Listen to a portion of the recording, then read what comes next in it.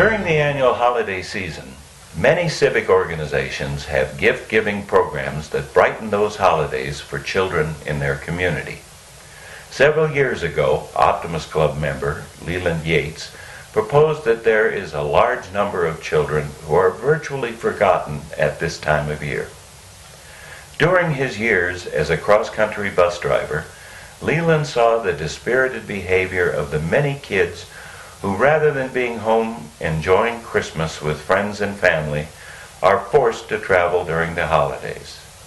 His description of these experiences led the Evening Optimist Club of Albuquerque to believe that its members should do something that could lift the spirit of this forgotten group. While most families opened presents left by Santa this morning, many were traveling, didn't get the chance to gather by the Christmas tree. But one local group made sure all kids had gifts to open this Christmas, even if they couldn't be home. Here's News 13's Katie Kim. Coloring books, crayons, Play-Doh. Welcome to Santa's Workshop, located not at the North Pole, but Albuquerque's downtown bus station. These are going to kids that come in on the bus or the train through Albuquerque. You can call Leland Yates Santa's helper. Yates and fellow members of Albuquerque's Evening Optimist Club have been stationed at the Greyhound stop all day yesterday and today, spreading a little Christmas cheer. Thank you. Bye. Some are going from New York to L.A. or L.A. to New York, and it's real uncomfortable. It's not fun riding the bus, and it's almost traumatic. And Yates would know. I was a bus driver quite a few years ago, and I noticed that because I worked a lot over the holidays, and there were always kids there, and they just really didn't have a Christmas. So members of the local service group are bringing Christmas to kids in transit. They prepared more than 120 gift bags filled with toys donated by other local groups. There's a lot of waiting. There's a lot of just dead time when you travel where there's nothing to do. So, and a lot of people get on the bus with kids with nothing for them. And so this gives the kids something to do. It helps to make that time go a little bit shorter. It was a welcome surprise to Raina McIntyre. It's been over 24 hours of traveling with them, and it's rough. McIntyre, her husband, and 4 kids rode the train from California. Christmas morning was spent passing time instead of opening presents. Christmas is tight, like it is for a lot of people, so having something like this just to come to is it's amazing. Katie Kim, KRQE News 13. And the gift givers plan to stay at the station until presents ran out or when the last bus rolled in. Next item on our agenda is our Bus Depot Community Project. And Leland, is the project worth doing again? Well, I think so. I've got a lot of support from the community, and certainly the kids coming in on the bus and the train seem to appreciate the gifts. There's a lot of excitement. So we've had nothing but positive feedback. I see no reason not to continue doing it. Feedback from the parents also of the children that we gave gift bags to. Is there any reason we should review our schedule or make changes in our tasks? Scheduling is the biggest conundrum, I guess, that we have. The first year we tried to match the bus schedules as they came in, which would seem the logical way to do this. But for one, the weather is generally pretty iffy all across the country, and these buses will start in New York or California. And going across country in bad weather, the schedules are just hard to follow. Plus we have buses that originate almost in Mexico, which don't really have a schedule, and they'll come in any time of day. So trying to meet the schedule was just didn't work. So then the next year we did just try to schedule every hour someone be there, and which seemed to work because we always had someone there if the buses came in. But we had a lot of people that did their schedule, no buses or trains came in. That's kind of unfortunate for those people. Last year we scheduled it though, so we had someone work from 9 to noon, noon to 3, and then 3 to between 5 and 6. Okay, right. And at least 2 people would be there, and that worked out better because every shift had at least a bus or at least a train. Right, and I guess the first year we had shorter shifts. Yep. But now trains, they're pretty well predictable though. Trains are more predictable. We only had one that ran about 45 minutes late on Christmas Day, and that was because of snow. And the trains are also very helpful now, or the train employees will radio to the engineer when he's about 15 minutes out of Albuquerque and ask him to announce to the parents on the train that Santa has a workshop set up in the depot if they'd like to get off the train and bring their kids in. So that really gave us a big response this last year. And yeah, and the scheduling, like I say, we'll still run from Christmas Eve through Christmas Eve and Christmas Day, and then we kind of end when either the last bus goes through or we give one away, all the toys. About how they're fairly early. Well, this last year we were done by probably 12 or 12:30 Christmas Day. Was there another train scheduled for the In the later in afternoon. that day? Yeah.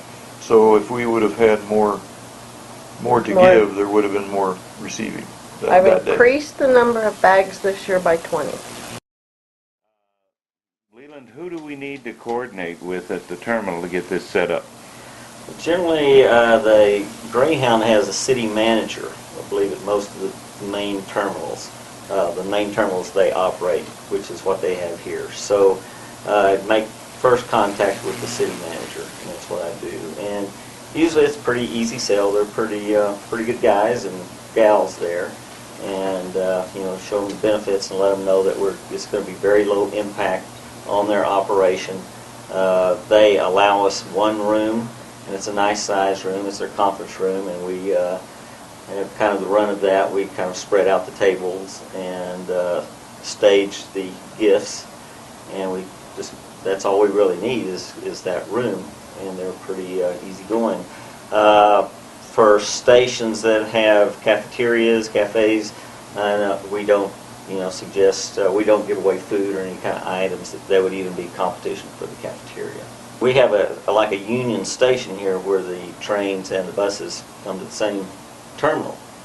What percentage of train versus bus recipients would you guess?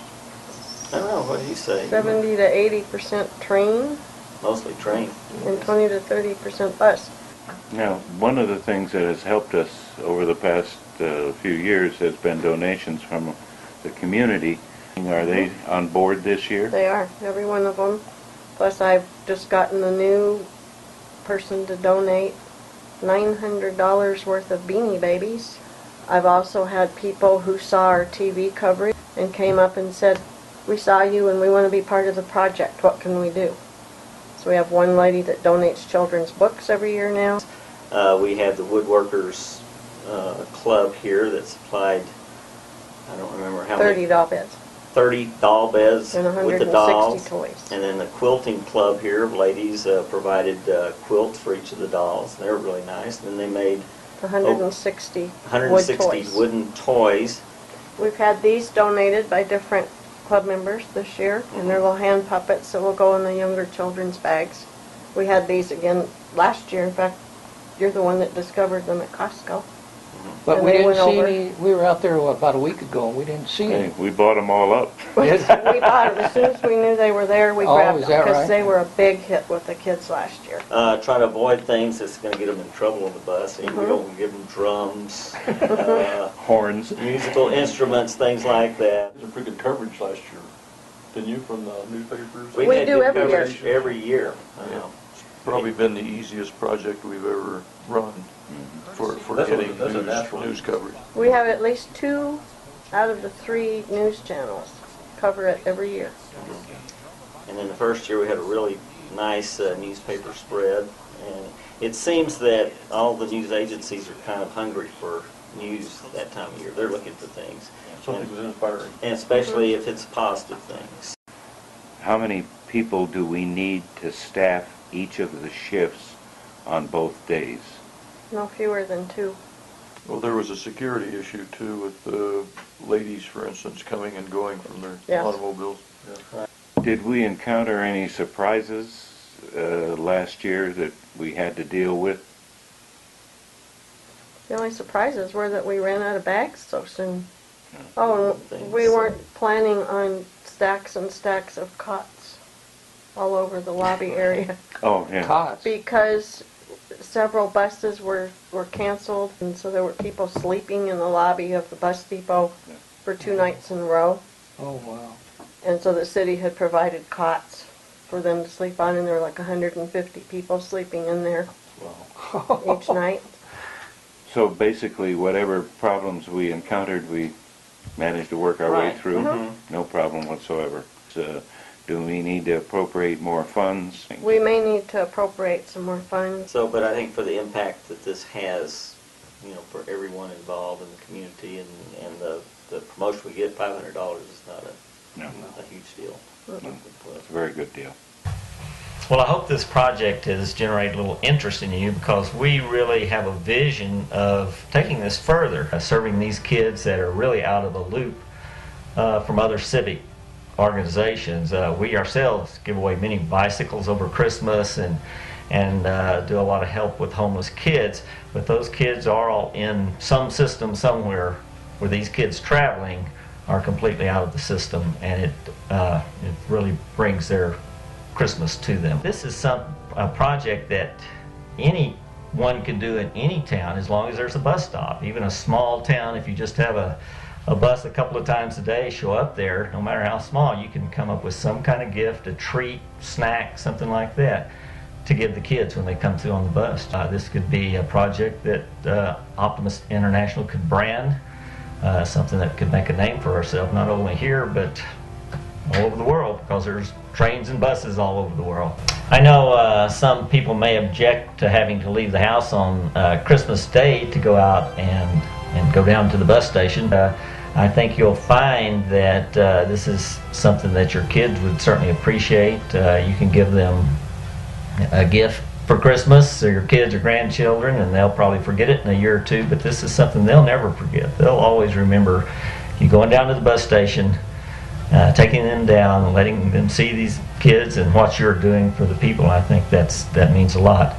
And also, you may need an excuse to get out of the house too, so you've always got that. So if there are any questions or concerns, please feel free to contact me or any of our members at the Evening Optimist Club in Albuquerque, New Mexico. Thank you.